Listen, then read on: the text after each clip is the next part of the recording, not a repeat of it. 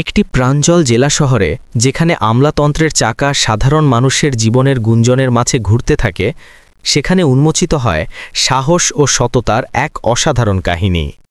IAS officer Ananya রায় একজন দৃঢ়চেতা নারী। তার বন্ধুর বিয়েতে যোগ দিতে সাধারণ মানুষের মতো সাজে বেরিয়ে পড়েন। তার এই সহজ সিদ্ধান্ত তাকে নিয়ে যায় এক দুর্নীতিগ্রস্ত ব্যবস্থার মুখোমুখি, যেখানে প্রকাশ পায় আইনের অপব্যবহারের কালো ছায়া। ভাইয়ের মোটর বাইকে চড়ে শুরু হওয়া এই নস্টালজিক যাত্রা ক্রমশ রূপ নেয় ন্যায়ের জন্য এক অটল লড়াইয়ে, যা প্রমাণ করে সততার শক্তি কিভাবে একটি পুরো ব্যবস্থাকে কাঁপিয়ে দিতে পারে। আইএএস অনন্যা রায় তার অফিসে বসে ফাইল পর্যালোচনা করছিলেন। তখনই তার কলেজের বন্ধু প্রিয়াঙ্কার ফোন এলো।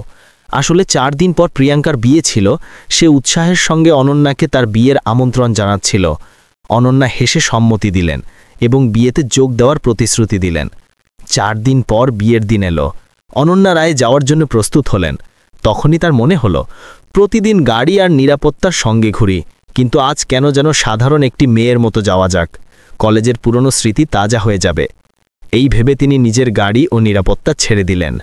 ভাইয়ের মোটর বাইকে চড়ে তিনি একেবারে সাধারণ মেয়ের মতো বন্ধুর বিয়েতে যাওয়ার জন্য রওনা হলেন। আইএএস অনন্যা রায় যখন হাইওয়েতে পৌঁছালেন, সামনে পুলিশের ব্যারিকেড দেখতে পেলেন। কয়েকজন পুলিশকর্মী রাস্তায় দাঁড়িয়ে গাড়ি পরীক্ষা করছিল। সবার সামনে দাঁড়িয়েছিলেন দারোগা রঘুনাথ সিং, পোশাকে ও অহংকারে ভরপুর। দারোগা রঘুনাথ সিংয়ের ট্র্যাক রেকর্ড ছিল অত্যন্ত খারাপ। তার বিরুদ্ধে একাধিকবার ঘুষ নেওয়া এবং জাল চালান কাটার অভিযোগ উঠেছিল। কিন্তু তার শ্বশুর ছিলেন একজন প্রভাবশালী বিচারক। এ কারণে তার বিরুদ্ধে কোনো ব্যবস্থা নেওয়া হয়নি। এখন যে মহিলাকে তিনি থামাতে যাচ্ছিলেন, তিনি জানতেনই না যে এই মহিলা তার পুরো জীবন তছনছ করে দিতে পারেন। অনন্যার কাছে আসতে দেখে দারোগা রঘুনাথ সিং হাত তুলে ইশারায় থামতে বললেন। তার কণ্ঠে ছিল দাপট। এই মেয়ে, বাইকটা একপাশে রাখো। অনন্যা কোনো দ্বিধা ছাড়াই বাইকটি একপাশে দাঁড় করালেন।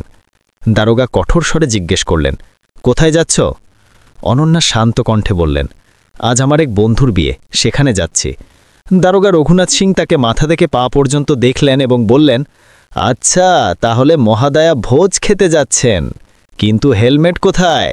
হেলমেট কি তোমার বাবা পরিয়ে দেবে? আর বাইকটাও খুব জোরে চালাচ্ছিলে।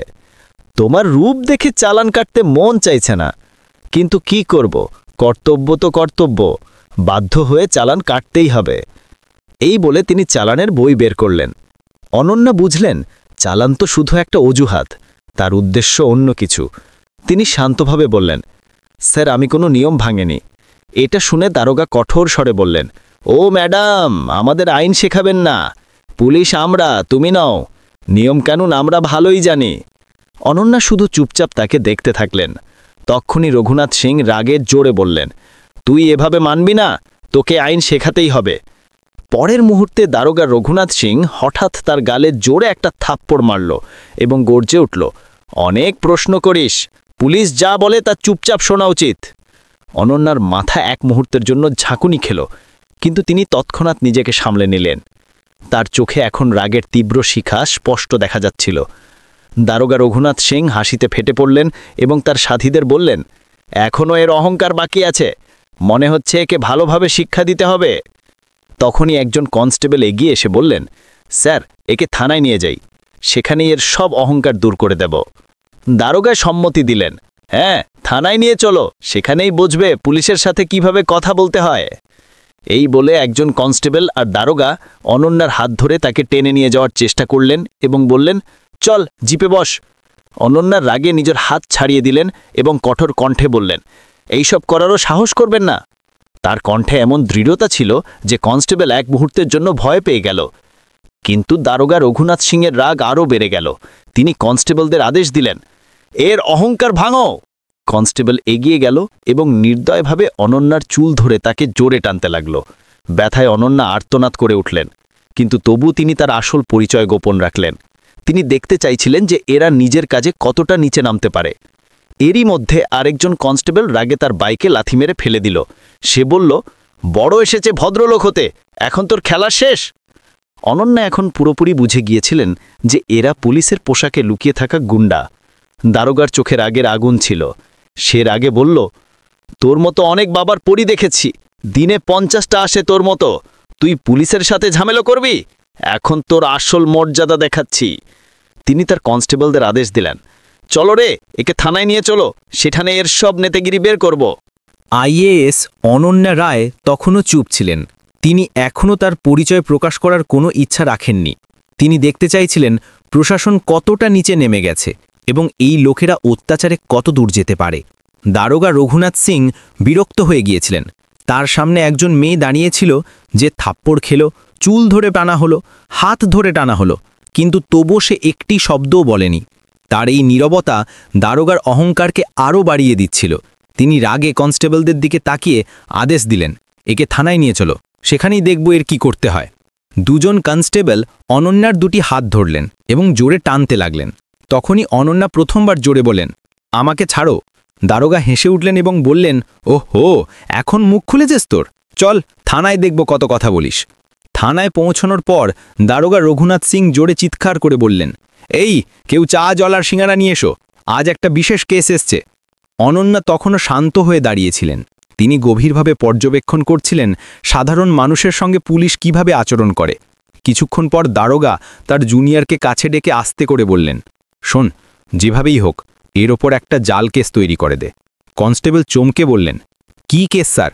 দারোগা বললেন, যে কোনো চুরি, ডাকাতি, ছিনতাই, যা ভালো লাগে, শুধু একে ভেতরে ঢুকাতে হবে, এর বুদ্ধিশুদ্ধি ঠিক করতে হবে, এর সব নেতাগিরি বের করতে হবে।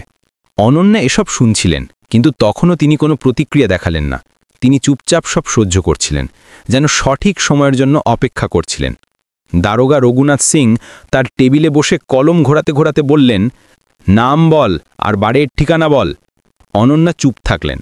দারোগা আবার জিজ্ঞেস করলেন, কানা নাকি, শুনতে পাচ্ছিস? নাম বল তোর। অনন্যা তখনও শান্ত থাকলেন। রাগে দারোগা টেবিলে জোরে হাত মারলেন এবং চিৎকার করে বললেন, নাম বল, না হলে পরিণতি খারাপ হবে। কিছু মুহূর্তের নীরবতার পর অনন্যা আস্তে করে বললেন, অনন্যা। দারোগা হো হো করে হেসে উঠলেন, খুব চালাক তুই, কিন্তু এখানে বেশি চালাকি দেখাস না, না হলে ভারী পড়বে। দারোগা একজন কনস্টেবলকে ইশারা করলেন এবং কনস্টেবলরা জোর করে অনন্যাকে লকআপে ঢুকিয়ে দিল। লকআপটি ছিল নোংরা এবং দুর্গন্ধযুক্ত। ভেতরে আগে থেকেই একজন মহিলা বসেছিলেন। অনন্যা তাকে জিজ্ঞেস করলেন, তোমাকে কোন অপরাধে ঢোকানো হয়েছে? মহিলা বললেন, আমাকে মিথ্যা কেসে ফাঁসানো হয়েছে। তারপর তিনি অনন্যাকে জিজ্ঞেস করলেন, আর তোমাকে? অনন্যা শান্ত স্বরে বললেন, কিছু না। এখন তিনি আরও গভীরভাবে ভাবছিলেন, যদি একজন আইএএস অফিসারকে কোনো প্রমাণ ছাড়া এভাবে ভেতরে ঢোকানো যায়, তাহলে সাধারণ মানুষের কি অবস্থা হয়? বাইরে দারোগা রঘুনাথ সিং কনস্টেবলদের বললেন, এর ওপর চুরি আর ব্ল্যাকমেলিংয়ের কেস দিয়ে দে। কনস্টেবল ইতস্তত করে বলল, কিন্তু স্যার, প্রমাণ ছাড়া? দারোগা হেসে উঠলেন, প্রমাণ? এই থানায় প্রমাণ তৈরি করা হয়। কিছুক্ষণ পর রঘুনাথ সিং নিজে লকআপে এসে পৌঁছালেন। তিনি রাগে হাত তুলে অনন্যার গালে থাপ্পড় মারতে যাচ্ছিলেন, তখনই দরজার থেকে একটি দীর্ঘ কণ্ঠ ভেসে এলো, থেমে যাও। সবার চোখ দরজার দিকে ঘুরল। সেখানে দাঁড়িয়েছিলেন পুলিশ অফিসার অমিত শর্মা। থানায় তার একজন সৎ অফিসার হিসেবে খ্যাতি ছিল। অমিত লকআপে বন্দি মহিলাদের অবস্থা দেখে তার কপালে ভাঁজ পড়ল। তিনি কঠোর কণ্ঠে জিজ্ঞেস করলেন, এসব কি হচ্ছে? রঘুনাথ সিং হালকা হাসির সঙ্গে বললেন, কিছু না স্যার, শুধু একজন রাস্তার মেয়ে বেশি চালাকি দেখাচ্ছিল, তাই তাকে শিক্ষা দিচ্ছিলেন। অমিত অনন্যার দিকে ভালোভাবে তাকালেন। তার ভাবভঙ্গি কোনো সাধারণ মহিলার মতো ছিল না। তার কিছু অদ্ভুত লাগল। তিনি রঘুনাথ সিংকে জিজ্ঞেস করলেন, এই মহিলার অপরাধ কি? রঘুনাথ সিং একটু ঘাবড়ে গেলেন। স্যার, সে চেকিংয়ের সময় বাজে ব্যবহার করেছিল। অমিত তার কথা বিশ্বাস করলেন না। তিনি সরাসরি অনন্যার দিকে তাকিয়ে শান্তস্বরে জিজ্ঞেস করলেন, তোমার নাম কি? অনন্যা তখনও চুপ থাকলেন। রঘুনাথ সিং বিরক্ত হয়ে বললেন, দেখুন স্যার, এ তো নিজের নামও বলছে না। অমিত বুঝে গেলেন বিষয়টি গুরুতর। তিনি আদেশ দিলেন, ঠিক আছে, একে অন্য লকআপে ঢোকাও। অমিতের আদেশে কনস্টেবলরা অনন্যাকে অন্য একটি লকআপে বন্দি করে দিল। এই ঘরটি আগেরটির থেকে অন্ধকার, নোংরা এবং দুর্গন্ধযুক্ত ছিল। ভেতরে দেওয়ালে মোটা শ্যাওলা জমেছিল। অনন্যা চারদিকে তাকালেন। এখন তিনি প্রশাসনের আসল চেহারা এবং দুর্নীতির গভীরতা দেখতে পাচ্ছিলেন। প্রতিটি মুহূর্তের সঙ্গে তার বিশ্বাস আরও দৃঢ় হচ্ছিল যে আইন এখন শুধু কাগজে রয়ে গেছে, বাস্তবে তাকে পদদলিত করা হচ্ছে। ওই দিনই ঘটনাক্রমে ডিএম সাহেব রাকেশ বর্মা পুলিশ থানা পরিদর্শন করছিলেন। হঠাৎ একজন কনস্টেবল ঘাবড়ে গিয়ে থানার ভেতরে এসে বললেন, স্যার, বাইরে একটা বড় গাড়ি এসেছে। দারোগা রঘুনাথ সিং চমকে বললেন, গাড়ি? কে এসেছে? কনস্টেবল বললেন, স্যার, গাড়িটি সরকারি। এই কথা শুনেই পুরো থানার পরিবেশ পাল্টে গেল। তখনই ডিএম রাকেশ বর্মা থানায় পা রাখলেন। তার চোখে রাগের ঝলক ছিল। তিনি সরাসরি দারোগা রঘুনাথ সিংয়ের দিকে তাকিয়ে দৃঢ় কণ্ঠে বললেন, দারোগা সাহেব, এখানে কি হচ্ছে? রঘুনাথ সিংয়ের ঘাম ছুটে গেল। তিনি আটকে আটকে বললেন, স্যার সাহেব, কিছু না, শুধু একটা সামান্য কেস। ডিএমের নজর অনন্যার উপর পড়ল। তাকেই দেখেই তিনি চমকে গেলেন এবং তৎক্ষণাৎ বললেন, আরে ম্যাডাম, আপনি এখানে এই অবস্থায়? ডিএম সাহেব টেবিলের উপর রাখা অনন্যার ফাইলটি তুলে নিলেন এবং মনোযোগ দিয়ে পড়লেন। ফাইলে লেখা ছিল 420 এবং ঠগির কেস। ডিএমের গম্ভীর কণ্ঠ থানার দেয়ালে ধাক্কা খেল। এই মহিলার উপর 420 এবং ঠগির কেস। তোমাদের কাছে প্রমাণ কি আছে? রঘুনাথ সিং পুরোপুরি ঘাবড়ে গেলেন। তার কাছে কোনো জবাব ছিল না। ডিএম সাহেব কঠোর আদেশ দিলেন, এদেরকে তৎক্ষণাৎ লকআপ থেকে বের করো। তারপর তিনি রঘুনাথ সিংয়ের দিকে তাকিয়ে রাগে বললেন, দারোগা সাহেব, আপনি জানেনও না এই মহিলাকে? ইনি এই জেলার নতুন নিযুক্ত আইএস অফিসার অনন্যা রায়। এই কথা শুনে পুরো থানায় নীরবতা নেমে এলো। সব পুলিশকর্মী হতবাক হয়ে দাঁড়িয়ে থাকল। রঘুনাথ সিংয়ের হাত পা কাঁপতে লাগল। তার চোখের সামনে যেন অন্ধকার নেমে এলো। যাকে তিনি জাল কেসে ফাঁসাচ্ছিলেন সেই এই জেলার আইএস অফিসার। তখনই আইএস অনন্যা ডিএম সাহেবকে বললেন, এই দারোগা আমার উপর হাত তুলেছে, আমার সঙ্গে বাজে ব্যবহার করেছে এবং আমার উপর জাল কেস দিচ্ছিল। আর লকআপের ভেতরে যে মহিলা বন্দী আছেন তিনি বলছিলেন যে তার উপরেও ইনি মিথ্যা কেস দিয়েছেন। ডিএমের চোখ রাগে লাল হয়ে গেল। তিনি কঠোর স্বরে বললেন, কেন দারোগা রঘুনাথ সিং, তোমার সাহস কিভাবে হলো আইএস ম্যাডামের উপর হাত তোলার এবং মিথ্যা কেস দেওয়ার, আর একজন নিরপরাধ মহিলার উপরও? রঘুনাথ কিছু বলতে যাচ্ছিলেন, তখনই পুলিশ অফিসার অমিত শর্মা জোরে বললেন, স্যার, আমার আগেই সন্দেহ ছিল যে এখানে কিছু গোলমাল আছে। এখন রঘুনাথ সিং পুরোপুরি একা হয়ে গিয়েছিলেন। অনন্যা এবার তার আসল রূপ দেখালেন। তার কণ্ঠ তখনও শান্ত ছিল, কিন্তু তার সুর এমন কঠোর ছিল যে পুরো থানায় নীরবতা নেমে এলো। দারোগা রঘুনাথ সিং, তোমাকে এখনই সাসপেন্ড করা হচ্ছে। তোমার বিরুদ্ধে বিভাগীয় তদন্ত বসবে এবং ফৌজদারি মামলা দায়ের হবে। রঘুনাথের মাথা ঘুরতে লাগল। তার মুখ বিবর্ণ হয়ে গিয়েছিল। আইএস অনন্যা রায় আরও বললেন, এখন তোমার আসল জায়গা তোমার নিজের জেলেই হবে। একে গ্রেফতার করো। ডিএম রাকেশ বর্মাও কঠোর আদেশ দিলেন, দারোগা রঘুনাথ সিংকে তৎক্ষণাৎ হেফাজতে নাও। পুরো থানা হতবাক হয়ে গেল। যেই কনস্টেবলরা এতক্ষণ রঘুনাথের ইশারায় চলত তারাই এখন তার থেকে দূরত্ব তৈরি করতে লাগল। পুলিশ অফিসার অমিত শর্মা আওয়াজ দিলেন, হাওয়ালদার, দারোগা রঘুনাথ সিংকে হেফাজতে নাও। কনস্টেবলরা এগিয়ে গেল এবং রঘুনাথ সিংকে ধরল। তার মুখের রং উড়ে গিয়েছিল। সে প্রথমবার অনুভব করল যে তার খেলা এখন শেষ হয়ে গেছে। কিন্তু তখনই সে শেষ চাল খেলল। সে হেসে হেসে বলল, দাঁড়ান আইএস ম্যাডাম, আপনি কি মনে করেন এই থানায় শুধু আমিই দুর্নীতিগ্রস্ত? পুরো সিস্টেম আমার সাথে আছে। এই সব পুলিশও জড়িত এবং যোগসূত্র ওপর পর্যন্ত আছে। এই কথা শুনে অনেক পুলিশকর্মী ঘাবড়ে গেলেন। তাদের মুখে ভয় স্পষ্ট দেখা যাচ্ছিল। কয়েকজন চোখ নামিয়ে নিল, কয়েকজনের পা কাঁপতে লাগল। অনন্যা ডিএমের দিকে তাকালেন এবং গম্ভীর কণ্ঠে বললেন, স্যার, এটা শুধু একজন অফিসারের ব্যাপার নয়, এই পুরো থানার গভীর তদন্ত প্রয়োজন। এখানে কেউ দুধের ধোয়া তুলসী পাতা নয়। ডিএম রাকেশ বর্মা তৎক্ষণাৎ আদেশ দিলেন, এখনই অ্যান্টি করাপশন ব্যুরো ডাকুন, পুরো থানার তদন্ত হবে। ডিএমের আদেশের সঙ্গে সঙ্গে থানায় হইচই পড়ে গেল। কিছু পুলিশকর্মী ভয়ে কাঁপতে লাগল। যেই এসিবির দল এসে জিজ্ঞাসাবাদ শুরু করল, অনেকের মুখের রং উড়ে গেল। কয়েকজনের হাত কাঁপছিল, কয়েকজনের পা। পরিবেশ পুরোপুরি পাল্টে গিয়েছিল। তখনই হাওয়ালদার কাঁপতে কাঁপতে এগিয়ে এলেন এবং হাত জোর করে বললেন, ম্যাডাম, আমাকে ক্ষমা করে দিন, আমি তো শুধু আদেশ পালন করছিলাম। অনন্যা কঠোর চোখে তার দিকে তাকালেন, কিন্তু কিছু বললেন না। এরই মধ্যে আরেকজন কনস্টেবল ভয়ে ভয়ে একটি ফাইল নিয়ে এগিয়ে এলেন এবং বললেন, ম্যাডাম সাহেবা, আমাদের বড় সাহেব এতে জড়িত আছেন। অনন্যা চমকে বললেন, কোন বড় সাহেব?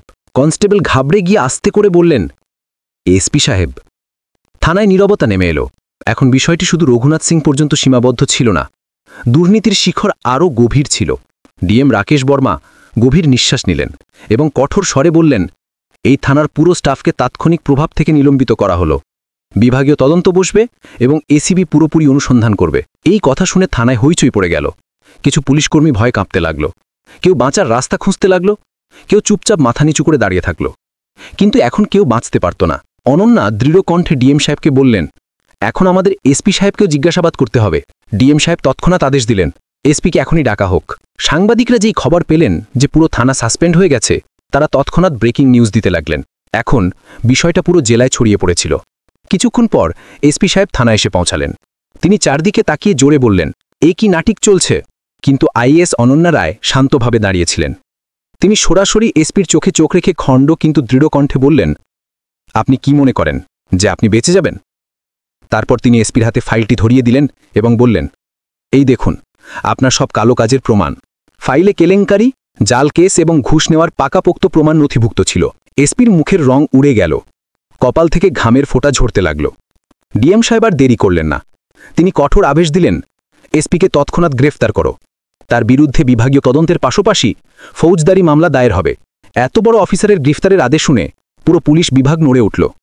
এই প্রথমবার ছিল যখন কেউ এত উঁচু পদে থাকা অফিসারকে প্রকাশ্যে উন্মোচিত করল। যেই এসপির গ্রেফতার হল, বিষয়টা রাজ্য স্তর পর্যন্ত পৌঁছে গেল। মুখ্যমন্ত্রী তৎক্ষণাৎ আদেশ দিলেন যে জেলার সব দুর্নীতিগ্রস্ত অফিসারের তালিকা তৈরি করা হোক এবং তাদের গ্রেফতার করা হোক। এই আদেশের পর 40 জনের বেশি পুলিশ অফিসার, 20 জন আইএস অফিসার এবং অনেক বড় রাজনীতিবিদ গ্রেফতার হয়ে গেলেন। আইএস অনন্যা রায়ের সততা এবং সাহস পুরো সিস্টেমকে নাড়িয়ে দিয়েছিল। এখন জেলায় একটি নতুন প্রশাসনিক দল নিযুক্ত হল এবং দুর্নীতির ওপর কঠোর নজর রাখা হতে লাগল। আইএস অনন্যা রায় তার কর্তব্য পালন করলেন। তিনি প্রমাণ করে দিলেন যে যদি উদ্দেশ্য দৃঢ় হয় তাহলে সততা দিয়ে পুরো সিস্টেমকে পাল্টে ফেলা যায়। বন্ধুরা, এই গল্প থেকে আমরা একটি গভীর শিক্ষা পাই। সাহস এবং সততার চেয়ে বড় কোনো শক্তি নেই। যখন মানুষ সত্যের পথ বেছে নেয়, তখন মন্দতা যতই শক্তিশালী হোক না কেন, শেষে তাকে নতি স্বীকার করতেই হয়। যদি আপনার এই গল্পটি ভালো লেগে থাকে তাহলে ভিডিওটি লাইক অবশ্যই করুন, আপনার বন্ধু এবং পরিবারের সঙ্গে শেয়ার করুন, যাতে এই বার্তা আরও মানুষের কাছে পৌঁছায়। আর হ্যাঁ, চ্যানেলটি সাবস্ক্রাইব করতে ভুলবেন না, যাতে ভবিষ্যতে এমন আরও শক্তিশালী গল্প আপনার কাছে সবার আগে পৌঁছায়। আপনার মতামত আমাদের জন্য খুব মূল্যবান, তাই মন্তব্যে লিখে জানান যে এই গল্পটি আপনার কেমন লাগলো। ধন্যবাদ।